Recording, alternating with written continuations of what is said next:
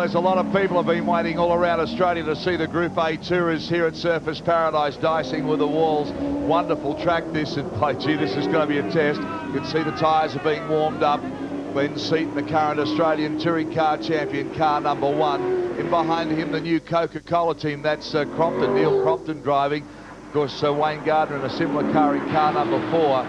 And this should be one race, and the big Harriers come booming over the top here. Lots of entertainment happening. But Brad Jones joining us in commentary. There are the Harriers, and they have been really spectacular up here over the Surfers Paradise track.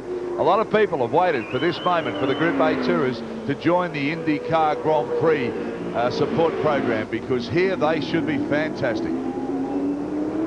All right, we'll come back to Brad in just a moment. Let's have a look at the Courier Mail Gold Coast 100. Johnny Bow sits on pole with a 156.88. Mark Scape, the man that's virtually been unbeatable right throughout the season so far, on a 156.93 in a Commodore. Alan Jones, our very own Jonesy, the Gold Coast star, of course, he's on a 157.10. Thomas Mazira, very aggressive this year in the Holden at 157.21. Jimmy Richards back as he's been for a lot of this season.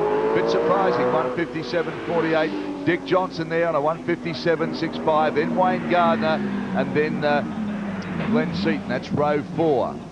On row 5, it's Larry Perkins, Peter Brock with the Holden Racing Team once again. That's brightened up a lot of people around Australia. Neil Crompton and Paul Morris, who's done a terrific job coming from the little 2-litre cars up into the big Holden. In fact, in front of his boss, Tony Longhurst, also on a Commodore at 159.19. Then we have Reed, and we have Jones and Waldock.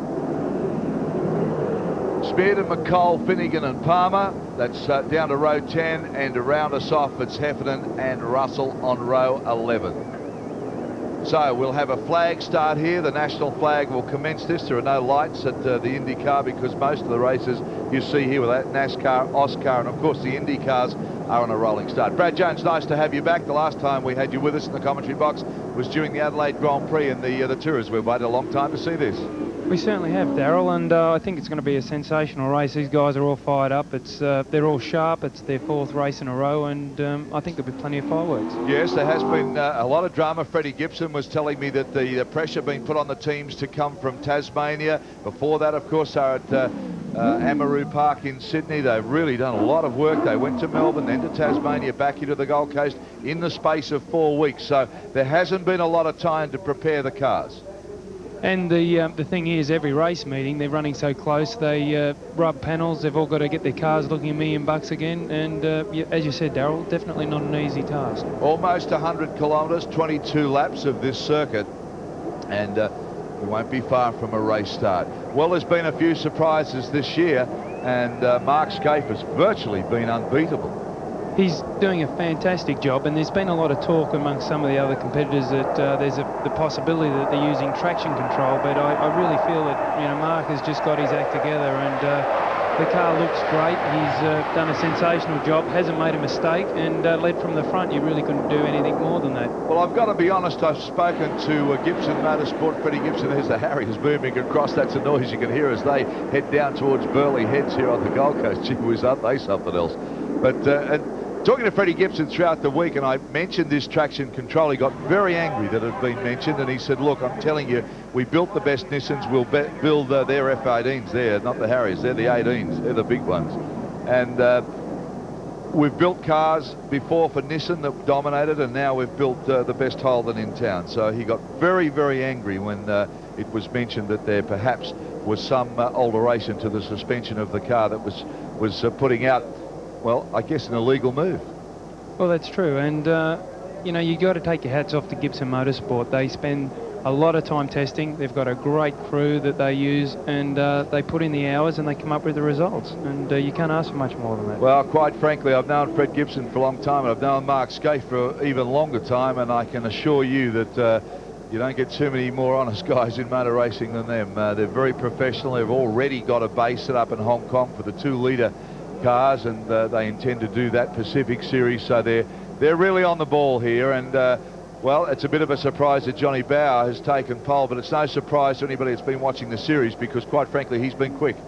Sensationally quick. When he was in Tasmania last weekend at Simmons Plains, he got pole, got a crook number in the dash and got dropped back through the field a bit, but you know, he's doing a great job. All right, almost set for a start now. You can see them. Wow, those things make a noise when they come over. Markscape, Johnny Bow on the front row of the grid. 1 minute to go to the start. In behind them, Alan Jones. He's made some blinders this year, some great starts off the line, so watch him here too. He's got a bit of room to move down into that first chicane. That's where it's all going to happen. Good field of tourists here, big crowd. They love these cars in Australia, and they've waited a long time to see them. This is the 4th Indy meeting, and of course we've had the NASCARs and Oscars. They have been sensational. In fact, Brad Jones was leading the Oscar race and had an altercation today. We'll talk about that perhaps a little bit later. 30 seconds to start. Looking down now from the high-rise buildings here of Surfers Paradise on the grid. Front row of the grid, Markscape and Johnny Bow. The drag to the first corner should be interesting. Of course, you've got the EV Falcon up against the Commodore VP, and waiting. There we go, 10 seconds to go. The hands go up, revs go up, all set. I love these cars, and I love them when there's a few walls around too. They've got 2 weeks to rebuild and they'll have a go. Johnny Bow puts the power down, and look at Scape down side by side as they head down to the first chicane. And Johnny Bow gets the inside line. Oh, plenty of muscle goes on. Bow gets through. Alan Jones in behind him. Jimmy Richards, a big improvement. Nicky Johnson is there too to look like Thomas Mazzira, and then Peter Brock. Well, Johnny Bow did it all right. Jonesy all over the back of Markscape. Great start by John Bow. He just held Scape out into that first corner, and now he's reaping the benefit. Johnny Bow comes down, Markscape gets in behind him, then Alan Jones tucks in behind him. Then it's Dickie Johnson laying in 4th spot at the moment. Jimmy Richards, Thomas Mazzira, as they wind their way around now, back onto this beachfront at Surfers Paradise, and watch the Mumbo come here from the V8s. Well, John Bow's moving over to the middle of the track here. It's interesting. I mean, they're fighting hard right from the start. He's got Scapey. They're moving over to the braking area now, and look at John Bow's car move around there. The tyres are still a little bit cool. They didn't have a lot of time to warm the tyres up, and they sat on the grid for a long time. And they're all having a bit of a look and having a go. Everybody through the chicane nicely there. You see the high-speed train. Johnny Bow doing a great job out in front of the FAI. Ford Falcon, the Dick Johnson team, they come through that chicane that the Indy cars had all the problems with. And look at the attitudes of the big tourists as they come through there. They've been told not to use too much of the curb. They don't want the grass cuttings out on the circuit. Scape loses a little bit there to Johnny Bow. Dick Johnson in behind now to Alan Jones. Mazzira, he takes on Jimmy Richards. There's plenty of battles happening here as they wind their way back onto the Gold Coast Highway Strip. And one of the most interesting things here so far, I guess, is we've got Dunlop, Yokohama, Bridgestone, Dunlop. So the tyre battle is really happening here as well. John Bow's coming across, moving. Here we go, Johnny Bow coming over the start-finish line. And got a good lead too in the big Falcon. Don't they sound fantastic? Here as the big V8 noise bounces off the buildings. Oh, you gotta love them, haven't you? We love the Aussie V8s here. And looking Dick Johnson now. He's all over the back of Alan Jones. He's made a bit of a move. Seaton back there. Then it's Longhurst. Then it's Morris. Then it's Perkins. Oh boy. They're all up in the right position now. Watch them under brakes. Coming down into this area, very tight down here. Can Scape close up a little bit? Maybe gets a little bit of ground back on Johnny Bow there. But the Falcon's looking good on the Holden Twitchy behind him. It's interesting that, you know, we've got one Holden in with the 3 Falcons, and these 4 are actually just edging away from the group, Darryl. It is a long race, 22 laps around here, and they're going to have to be a bit careful with their tyres. And the 4 at the front are really pressing on. Johnny Bow boring down into the chicane area, takes a nice line through there, doesn't really use too much of the road. That was nicely done. Dick Johnson still over the back of Alan Jones. Jonesy determined here to do well, sits on the board of IndyCar, a Gold Coast resident. He was responsible for getting these cars to the Gold Coast, and he'd really love to do well here. Jimmy Richards comes through, then it's Thomas Mazzira, I would think. Wayne Gardner, Brock, Glenn Seaton, Longhurst, Morris, Perkins. Quality field, Darryl. Lots of good punters in there. No doubt about that. A class field, isn't it? Thomas Mazzira, he's been aggressive this year. But Johnny Bow, he really hasn't had too much luck. He's had some mechanical gremlins in the car, but gee whiz, he's opened up a bit of a gap now. Markscape, who hasn't been beaten so far this year. Okay, now time to cross to Moonee Valley for race 5. The Alistair from Moonee Valley back to Surfers Paradise, all happening here. Johnny Bow still out in front of the FAI. Big Falcon, the Dick Johnson team. That's Mark Scape. Alan Jones all over the back of Scapey. He's closed up by, I reckon, a car length there. Dick Johnson's dropping back from Alan Jones slightly. Then it's Jimmy Richards then. There we have the positions for you. Dick Johnson in 4th. And through the chicane they come. It's a little bit of a high-speed train, but a long way to go yet, and brakes will come into this. Back shortly.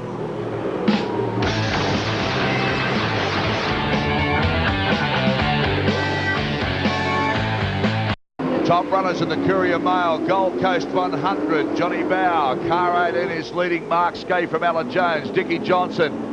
And then Jimmy Richards and Thomas Mazira. They are the top runners at the moment for you. Johnny Bow doing a fantastic job out in front of Brad Jones. This is a long race, this, and I tell you what, they're holding no prisoners. It's all go. They certainly are. They're lapping in the 157s, and you know, that's a second faster basically than anyone else on the track at the moment. And these three are really sprinting away from the rest of the field. So, you know, we've got one from each tyre brand here, and it'll be interesting to see which one's last. We're in the chicane. You can see a bit of rock and roll from the big tourers now. We talk about the tyre war. It's been pretty intense in Yokohama. Seem to have the upper hand right throughout the touring car race. But we know that it's running 2 heats a normal touring car race, so therefore you've got to run on the same tyres and conserve them. How will they run here over 22 laps? Well, these three are running very hard, and you know, they've had different tyre companies had problems with delamination and blistering, and I guess each one of the three cars has had that problem at one stage. But the big thing about this place is it's extremely hard on brakes and tyres, and these three are lapping not much slower than they qualified, and they've got a long way to go. So if there's going to be a problem with tyres, I'd say it'll be up in the front here. All right, you ran this morning, you had a bit of a shunt, you came out of that top corner leading on to this area of the circuit here, and the road condition. A lot of people complained the first year it was bumpy, but they've spent a fair bit of money and time to try and alleviate that problem. Every time we come here, they've made something a little easier for us. This year, what they've done is they've smoothed that part of the track up where the chicanes are. Instead of having the fences right out at the A&A corner, they've pulled the fence back, and you know, the circuit's in very good condition, Darryl. That's exactly the corner that Brad's talking about. You can see that fence area there has been hauled back, and the drivers can now see through that area. That's right, and if there's someone spun on the outside of the corner in past years, we couldn't see that, but this year we've got a bit of a look to see who's in front of us and what's happening there. Well, it's Ford, Holden, Ford as they blast their way up past the beachfront here into the narrow neck area, and they're going to go through the 2 chicanes, but the Fords at the moment have the upper hand over Mark Scape in the Whitfield Holden. Now this is Thomas Mazera. He comes through. Brock has improved. Here's Glenn Seaton on the outside, and that's Wayne Gardner in the Coca-Cola car just in front of Peter Brock in 05, that famous number. Back in the Holden Racing team. He's very happy. He's joined us in the commentary over the weekend, and he said he just cannot believe the response of people right around Australia. They have just welcomed the fact that he's back with the dealer team. But Wayne Gardner, that car's improving every time it goes out.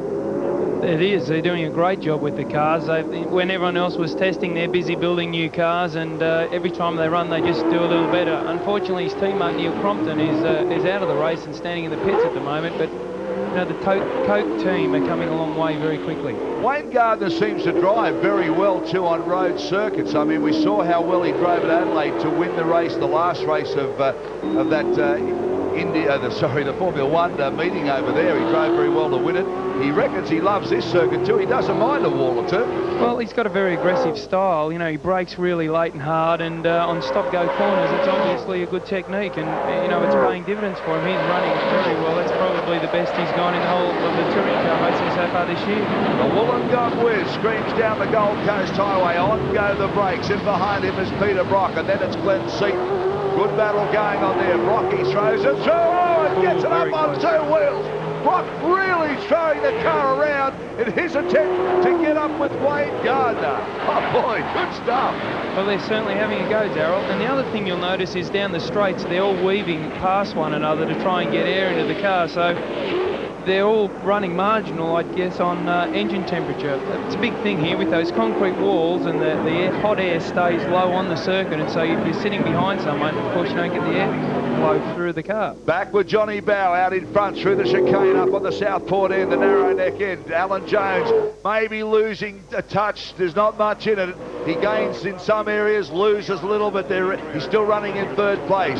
Mark Scaife, you're looking at the red car, Winfield. That's in second place. Johnny Bow just clips that chicane. He really has held a very dominant lead since the flag fall. He's driving magnificently up here at Surfers Paradise. Scaife blocks it up. Now Jonesy comes through, but look at Johnny Bow really hustling and bustling his way around this street circuit at Surfers Paradise. John looks very comfortable in the car. He's hitting the curbs, but he's not locking the brakes just a smidgen coming into the corners like Scaife is. Scaife is hitting the curbs and driving that thing every bit as hard as he can. And, you know, I'd say John's got a very good package at this point in the race. Tell you what, the noise here is unbelievable. We've got all the V8s out on the track and we've got those F8s drawn around the top. It's huge. Everything's happening here at the moment. Jonesy now doing everything he can to bridge the gap to Mark Scaife over the start-finish line again.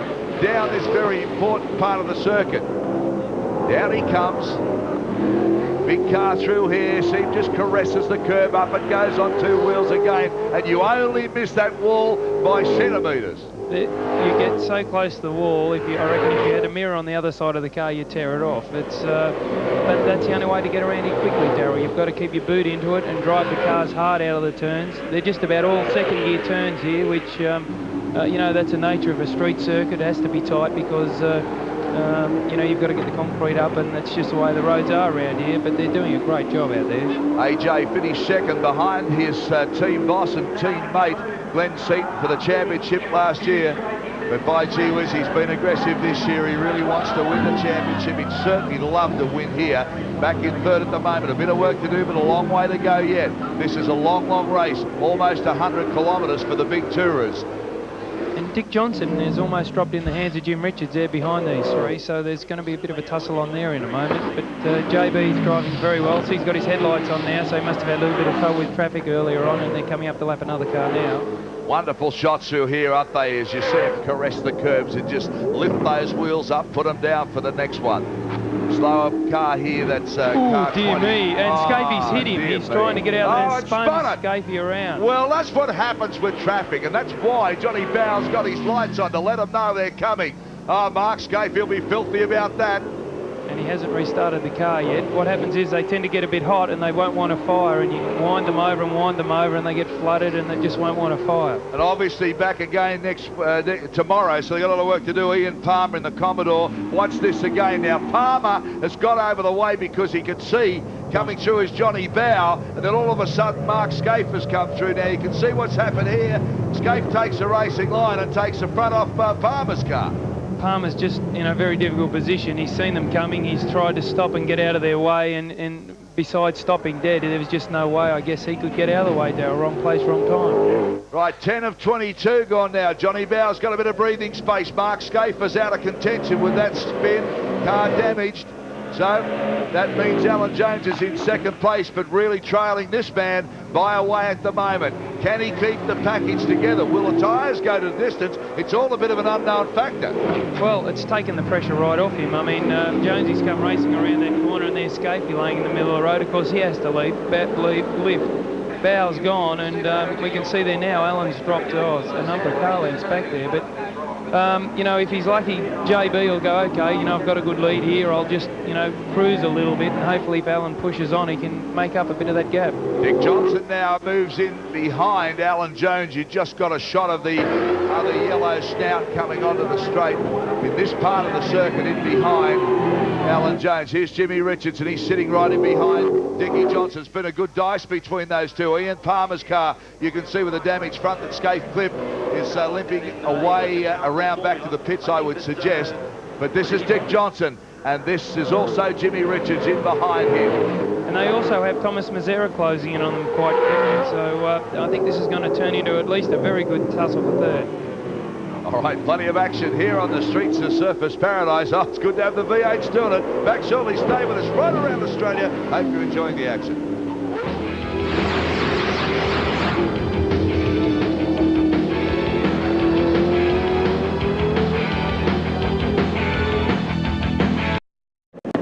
Let's update the situation for you. Johnny Bower stood out in front from Alan Jones. Dick Johnson is then next. Then it's Richards, Mazira and Wayne Gardner doing a great job. The battle between Gardner and Peter Brock has been worth watching for a 15th spot. It's been sensational. But here we go now. This is Dickie Johnson. He winds his way around the back part of the circuit. Jim Richards all over the back of him. That's been a great dice here. Thomas Mazira, very, well, inch by inch, I guess you could say. He's getting closer, but he's doing it. Oh, he's just slowly pulling them in. It's interesting that Brock has just done a time which is compatible really with the front two. So besides Bow and Jones, he's the third fastest on the circuit at the moment. So maybe he and Thomas are gone for a slightly harder tyre so they can attack a bit at the end. Thomas Mazira in the Holden Racing Team car, the Mobile Telecom car, sitting in behind Jimmy Richards and Dickie Johnson. Johnson looking fairly untidy around that part of the circuit. Car moving. Jimmy Richards closes right up as Dickie Johnson goes wide. I said it looked untidy. Oh, he lost a lot there. Looked to break a little bit late there. The car ran wide and it was enough for him to get right onto his bumper bar. And I'd say the next couple laps could be interesting here. Jimmy Richards. Oh, he's the professional. He hunts up. He won't back off. Look at this. It's right up into the boot now of the EB Falcon of Dickie Johnson. On the charge, he's lost his teammate, Mark Scape. He had a moment going into the next corner where they'll turn here, where he clipped another car of Ian Palmer. But right now, Jimmy Richards stalking Dick Johnson. Down into the A&A, I'd say Richo might... Oh, he's not quite close enough. Dick's moved across. Richo doesn't take any prisoners. He's a hard punter. Dickie Johnson, all he can see is red in his mirrors, and Thomas Mazira is closing the gap. While this dice is going, that's allowing Thomas Mazira to close on these two. Wonderful dice going on here. Dickie Johnson ringing the Falcon's neck now up the back straight. Gives it plenty of. I'll come down the two chicanes. He takes a little bit on the hold, and there and now Richards moves in on a closer line and just gathers him up through the chicane there. Mazira getting closer as well. Dick Johnson looks to turn in quite late there and coming onto the straight, Darryl, and it's just enough for Jim to close that gap. You know, he inches away through some of the slower corners and down the straight, and then as soon as they get the brakes on and they start to turn in, Richo just closes that gap back up again. No, they get some attitude. The cars through the chicane, they've dropped the Holden Racing Team car off of Mazira. He closes up again under brakes. Wonderful dice going here. Dick Johnson's got his hands full because Jimmy Richards all over the back of him. Plenty of pressure going on here. Now this is where Richards lost a fair bit of ground last time round. Dick only needs to make the smallest of mistakes here again, and Richo will be buying a flash. He closes up a little bit under brakes there. They're back onto the straight. You look how soft that Winfield car is lifting that front wheel up coming onto the straight there. They run a very soft setup in those cars, so they squat down and put the power down onto the straight, which works well for Scapey and for Richo. I mean, that thing's coming out of the corners very well. Here's the drag down, but Dickie Johnson getting a little bit more on the Holden car there of Richards. He's dropping some oil. We're being told that Johnson is dropping some oil on the circuit. Well, if they see that, they'll immediately get him off the circuit, but it's going to make life merry hell for the two cars behind him. Oh, it certainly does. I mean, if you remember last year at the Sandown 500, there was one of Brock's cars, I think, actually dropping a bit of oil on the circuit, and they were throwing buckets of water at Thomas in our car and smashed the screen. So it just, oil on the windscreen is a terrible thing. You just cannot see and basically have to stop and get it taken back off again. And this is not the place you've got to be able to see your way around here. Very difficult to do it by braille here. I think 3 walls and that'll be game, set, match. Well, if he's dropping oil, it certainly isn't affecting the way the car's running because he's got the legs on the Holdens down this part of the circuit, absolutely flying down the back part. Now they come through the chicane. Not as untidy this time, looks a lot better. Richards again doing everything he can to stay in touch. Mazira all over the back of Richards, so he's the man with the pressure because he's doing the chasing of Johnson and he's got Mazira breathing down his neck. Dick's car still looks very good. I mean, it doesn't necessarily have to be engine oil. Richo having a bit of a look down the inside there. It could be diff or gearbox. It's hard to know exactly where that oil is coming from, but one thing's for sure, Darryl, if it's leaking enough, it's going to stop him eventually. Oh, no doubt about that. Look at Richards here as we see them come through this part of the circuit that winds back onto the Gold Coast Highway.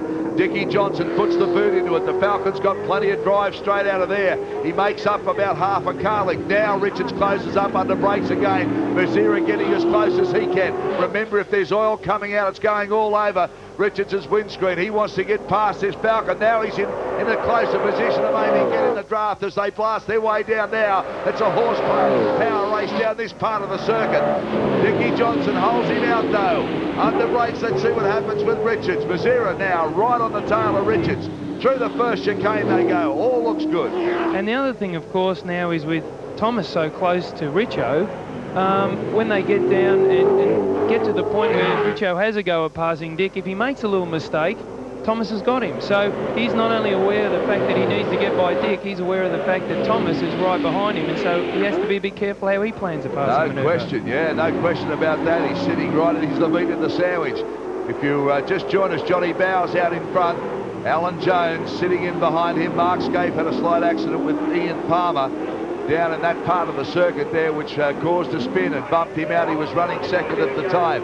Wayne Gardner, you can see in the background there, as he comes onto the straight in behind this battle that's been going on. And Peter Brock and he have had a great dice. This is Wayne Gardner doing well on these street circuit, and Brocky really was a lot closer to that, so he's dropped Brocky off. And he's actually just slowly pulling in on the three in front, so maybe the dice these three are having are slowing them up slightly, and Gardner and Brock are slowly pulling them back at a couple of tenths a lap, and you know, anything can happen, and it would be great to have the five of them together. Must be tough on you physically around here with these big cars. Well, you know, they're 2/3 of the way into the race, and they're very heavy to steer. Only half of them have power steering. The HRT car, for example, has no power steering, and very, very heavy to drive. So Peter Brock back in the Holden Racing team here on the streets of Surfers Paradise. Back shortly. Stay with us.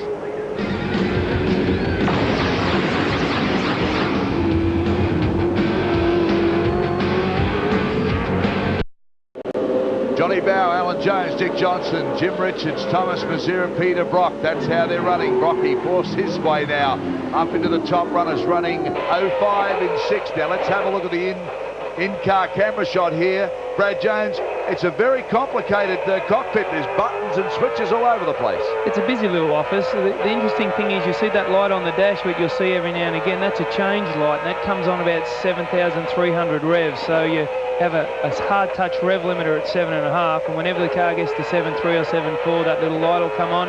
The gearbox is a 6-speed. It's a specially made one in Melbourne that all the cars have to run here. The gauges, you've just got your tacho and oil pressure and water in front of you there, and you know, down there you've in front of the gear change that you can see is all the different ones for the gearbox, the transmission, and you have a bit of a gaze at those each lap as you come by, but usually everything's fine. All your pumps are down there, so they're close to your hands, and you know, that's basically your cockpit, Darryl. You need to have the gauges in front of you that you want to read regularly, and the change light. It's just amazing how fast these things get to 7,500 revs. No doubt about that. So Peter Brock, Peter Perfect running in 6th spot. Wayne Gardner in the pits in front of us at the moment. That's bad luck because he and Brocky were having a monumental dice, and Gardner's still in the car. The jacks are gone down, and he just slammed the steering wheel, so he's not a happy chappy. All right, back into the touring car action. It's AJ now. AJ's wearing a cool suit now. Because of the heat up here, he's wearing a suit that's going to keep his body temperature to make it more comfortable to drive the car. Well, the temperature inside the cars is, you know, at the lowest probably about 50 degrees C, so your pulse rate is so high. I mean, up here last year, I'm sure you remember, Darryl, mine on the machine was 170 to 190, so the physical movement just kills you. And, you know, getting towards the end of the race, I've been in the car for, you know, over 30 minutes. You don't get a break here. The straights aren't that long. You have to have a drink bottle with you, of course, because you lose so much fluid. Well, Bathurst, for example, it's nothing to lose 3 to 5 kilos. So it's important that you can keep your body as cool as you can. And what's interesting in NASCAR in America now, they have a helmet that has a little fridge in the car that they fill with ice, and it sucks air in through a pump, so it pumps fresh air into where your mouth is, so you don't get the fumes from the cars coming off the wall. So, you know, you don't have to worry about any carbon monoxide poisoning, because of course you get a little bit of that. Pretty amazing stuff. Have you worn one of these cool suits? I actually had one in Japan and it failed, and it was like having another 5 kilos of plastic or being wrapped in it. So I tend to lean away from them a little bit, but I have got one of the new helmets. AJ wearing one today as he gets a little sideways as he brings it back onto the Gold Coast Highway. And Jonesy just put the hand out the window then, too happy about getting past the slower car, holding him up. But he's done a pretty good job so far, sitting in second place, but can't come to terms with Johnny Bower in the Dick Johnson car, the FAI car. This has been a screamer from the flagpole. From the drop of the flag, he just said, see you later, boys, catch me if you can. Well, Jonesy's got about a 10-second deficit that he has to catch up there, which happened when Scafie spun, and he's just, you know, they're going punch for punch, really. They're still doing a cracking pace. They're doing 58s and 59s, and every time Jonesy does a 58, well, Bow will come out and do one. So they're certainly pressing on with it, but he just can't, you know, make up the difference, even though they're going the same speed. Yeah, lost the time when Scaife hit Palmer's car and had a spin. Jonesy's putting in lap for lap, matching the times. There's the gap there for you. But he's matching the times to Johnny Bow, trying desperately to make up the time he lost with Scaife's spin. But unfortunately, when two cars are doing much the same speeds, he's got to hope that something breaks. He won't give up. No, he certainly won't stop trying, and John Bow's a little like that too. They're certainly into it. They don't give an inch. This is a great dice here for third. No doubt about that. Dickie Johnson back to his old form. He's really been aggressive. He's muscled the car around. Jimmy Richards has thrown everything at him. Well, if that's dropping oil, just looking at Richo's screen there, he's not dropping a lot because Richo's so close at this stage, it would be all over his screen and he wouldn't be able to see. So whatever he's got going is probably just a wisp, maybe burning off the exhaust, and it's not slowing him down at all. He's certainly pressing on with it.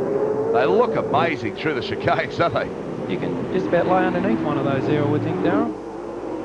So traffic coming in now, you can see into play, and this could be important in this position. These cars will be out on the racetrack again tomorrow. You can see the wheels locking up. They're really throwing everything at each other. But a real dogfight, a real street fight. Well, Richo and he are going so close in pace. Maybe the traffic will be the key that'll make the difference. I don't know that this one will be because they're going to pass Finnegan down the straight here. Down they come. Look at that Gold Coast. Isn't it a lovely sight as they blast their way down past the pit area? That's our broadcast location for you on the opposite side of the pits. Jimmy Richards getting past the slower car over the waterway. That's the Marriott Hotel we've talked about there. They're looking after us this weekend. Dickie Johnson now. Jimmy Richards. It's been this way for probably 10 or 12 laps. And not likely to change, I wouldn't think, Darryl. They're, you know, they're certainly both driving very hard. They're running out of laps to go. I think there's 3 left. So if Richo's going to make a move on Dick, he's going to have to do it soon. And, you know, the only place really to pass here is under brakes. And unfortunately, Dick seems to get out of the corners just a little bit better than Richo, even though he's sliding his rear tyres around a bit then. And you've got to be right on him to get by him. A sign that the rubber starting to go off a little? Well, they'd both be hurting a little bit. Dick just got a bit taily again then, so I'd say maybe Dick, he's not in rear tyre trouble yet, but I'd say he's heading in that direction pretty quickly. So trying to be conservative with the rubber that's left on the cars. It's been a long journey for the tourers around here. The streets are surface. But Johnson holding out Jimmy Richards at the moment.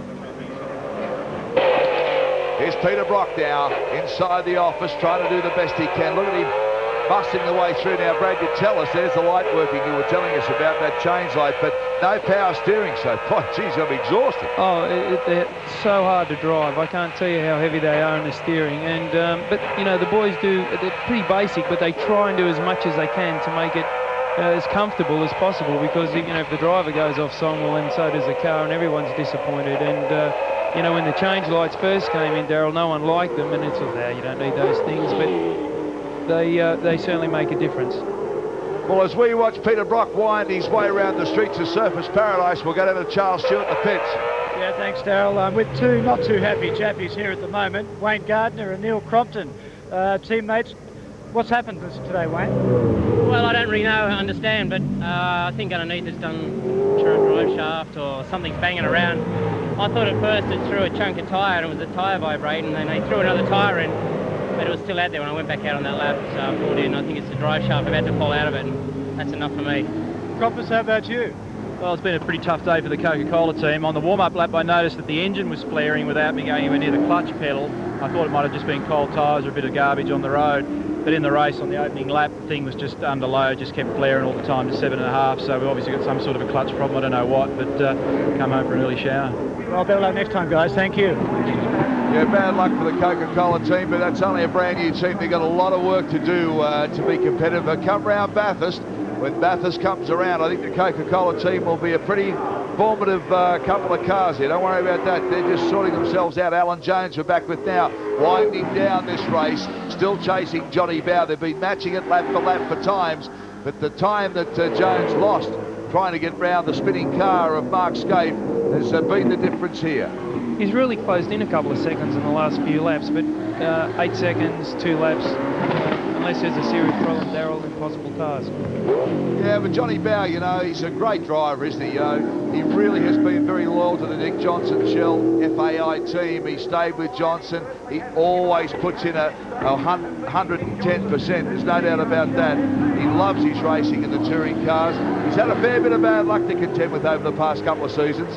And he's, keeping the car straight, doing the job, and as you said, very loyal. I mean, it's a professional team. They've done a great job, and really had Scaife covered when Scaife had the spin, and they've just done a great job today. The Falcons are very good. On the last lap, lap 22 now, Johnny Bow be very, very happy to see the win. As I said, it's been a while since having the champagne in the mouth because of a lot of gremlin problems. They were the first people to grab a Ford and develop it, but it was Glenn Seaton who really came out of that development war on top. Yes, certainly, and everyone sort of said the Bridgestones, but the Shell teams put their head down and worked very hard at the cars, and the new wing kit certainly helped the Ford. I mean, early on there was 1 Holden and 3 Ford, so their kit works, and all credit to them. Rear bumper bar off someone there. Bits of debris all over the circuit here as Johnny Bow gets onto the beachfront area now, uses all the road. He's probably able to conserve his tyres quite a bit because he knew he had a pretty handy brake on Alan Jones. That's Alan Jones in behind him coming onto the straight now. So he's been able to just back off slightly. And every time Jonesy would put a big lap in to close the gap, he'd just open it up again. Dick Johnson's done a really good job because he's dropped off he's dropped Jimmy Richards right off, hasn't he? Yep, and I noticed Dick's car was a bit taily out of the corners, but it was good under brakes, which means he's just having a go. He's getting on that throttle early and the back's coming out. Richo might have a problem there, I'm not sure, but he certainly dropped back a fair way. You can see the cone laying in the circuit there where they've come through. Thomas Mazzera still chasing Jimmy Richards, so it's not been the day that the Winfield Racing team thought they were going to have here. Unbeaten, this is their first time that they've beat Whack this season, and Johnny Bow, the man to do it. The head's down now. You can see he'd be delighted with this win. Only a few corners to go till he come onto the Gold Coast Highway, under the Gold Coast palms here in Queensland. And of course, this is Queensland's favourite team. They will love this, the fans. Oh, they will go mad over the line.